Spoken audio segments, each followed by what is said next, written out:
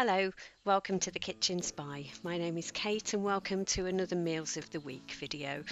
This takes us from the 11th to the 17th of April, although as I've just noticed on the thumbnail it says the 1st to the 17th of April.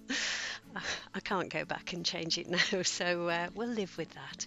Anyway, so yeah, this is Meals of the Week, and at the end there's a bit of a greenhouse update, although because we're still waiting for some parts, actually the update is all about the seeds that I've received. So I'm doing an unboxing on my Sutton's seeds. So if you're interested in that, that's on the end.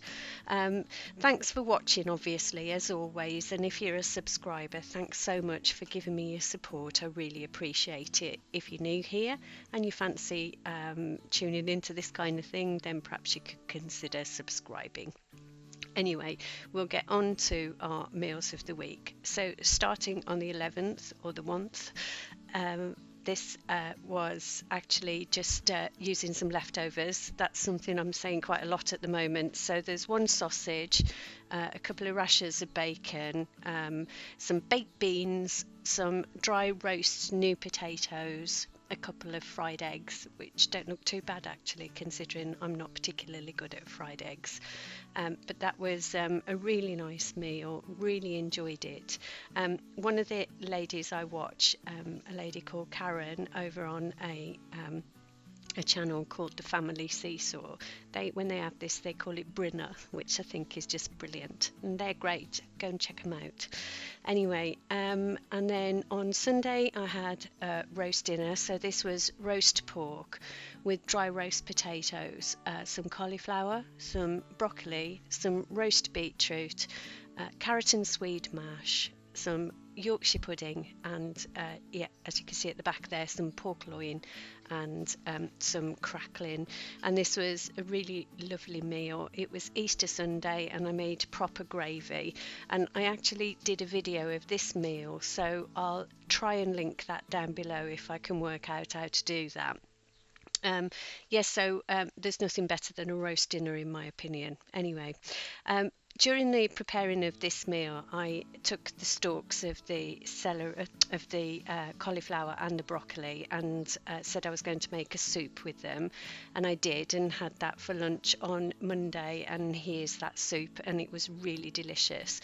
So I just put it in the soup maker with some stock and a couple of carrots and an onion, and it turned out just fine. It was delicious, and I'll definitely do it again.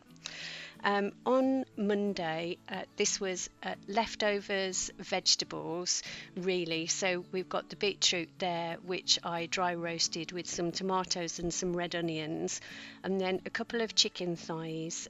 I took the skin off to reduce the calories, and those kind of cremated things there, they're almost like potato cakes, almost a bit bubble and squeaky, with the leftovers from yesterday. They look a bit burnt, but they were actually really nice inside. A gazillion calories, so I'm not sure. I just wanted to use the leftovers, and that's the proper gravy as well. And then on to Tuesday, I made potato and mince bake. Now, I've made this previously, and a couple of you, well, quite a few of you actually, asked to see the recipe for it. So I have done the recipe when I did this, but I haven't edited it or put the video up yet. So I'll let you know when that goes out on some future videos. So yeah, this was it out of the oven, and basically it's layers, almost like a moussaka or a lasagna, of a kind of savoury mince with potato. So here it is all served up, and that portion was 442 calories, and that entire dish there will serve 4 people. So we ate 2 of the portions, and I've frozen 2, so we've got something tasty to go back to. This was kind of thing we invented through having potatoes and mince and very little else a few weeks ago when we hadn't got any shopping. So but out of adversity comes great things. Anyway, on to Wednesday. This is a turkey meatball recipe, which was originally, I think, from a Slimming World book, but it is absolutely delicious. And the meatballs bizarrely have cinnamon in them. I know that sounds weird, but they are really lovely. I did add some cheese afterwards, but I forgot to film that. And altogether with the cheese, it was 573 calories. Then on to Thursday. This is a fairly incinerated tiny pork chop, which I got from our local shop because I did my first shop there, and you'll see that on the haul. It's just a little shop, but really well stocked. They've tried really hard, and served that with potatoes and peas. And my app said that was 448 calories, but I think it was more, so I counted 600 for that. But it was really nice and delicious for a change. Then on Friday, because I had actually gone to this little local shop, which has such a wide range of things for just a tiny shop, I'm so proud of what they're doing there, and so we're really trying to support them through this. They own the pub as well next door, and obviously the pub's not operational at the moment, so this is really important for them, so we're trying to shop there wherever we can. So this is a chicken and bacon salad, and it's served with some teeny tiny dry roasted potatoes, so just new potatoes, which I chopped up into small chunks, I suppose the kind of thing that you would normally saute.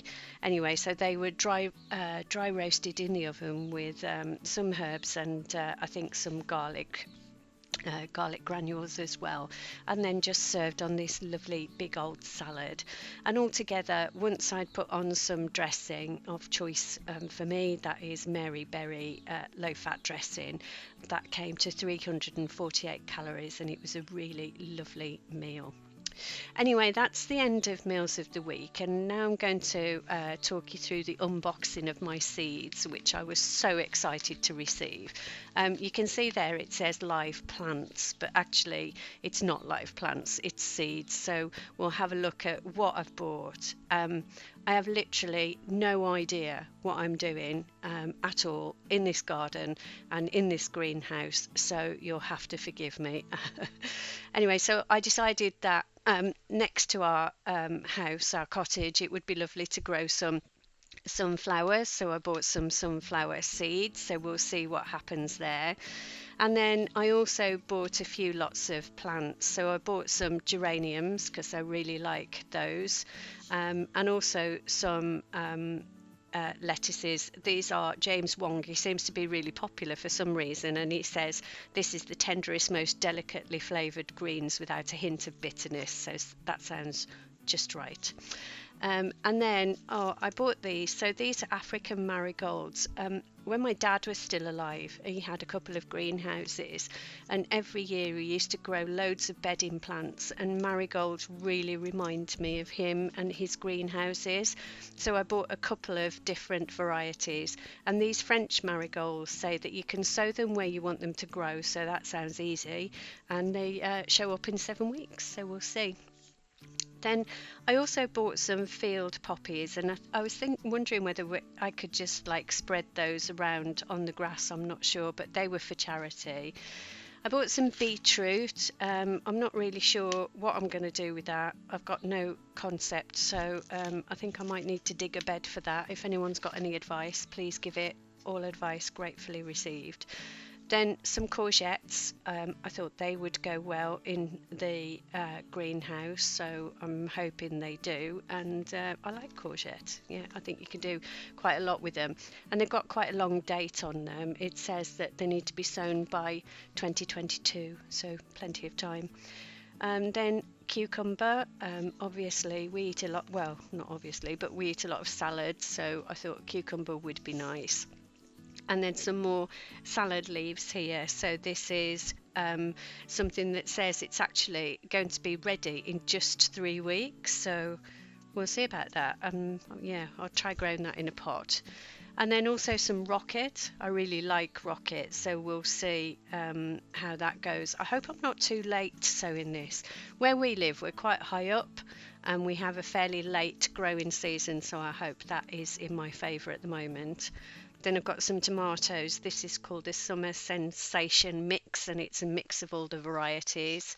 And then back to James Wong, who seems to know his stuff. This is some basil, because I like basil. And I also got some chilies, and these are the Serrano variety, and those are the ones I think we get in the supermarket.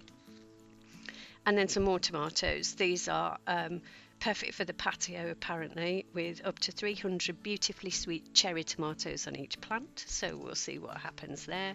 And then these are antirrhinums. Now, I didn't order those. I think they were a free sample. Thank you, Suttons, for my free sample, and I'm sure I'll do something with that. Anyway, when I was looking at the packet I realised in this giant grower that it not only contains seeds, but it contains 8 bug stickers and a paper tape measure. I suppose these are for children. Well, I can be a middle-aged child, I suppose. Okay, so those are the seeds.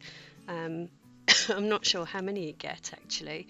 Yeah, and those are the stickers. Who doesn't love a sticker? So I'm quite pleased with that.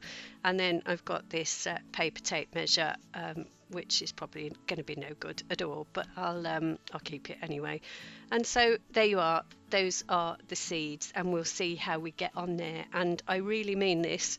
I would be really grateful if anyone's got any hints or tips or anything they'd like to give me about the garden, the greenhouse, how to grow things, when to seed things, whatever. I literally have no idea what I'm doing.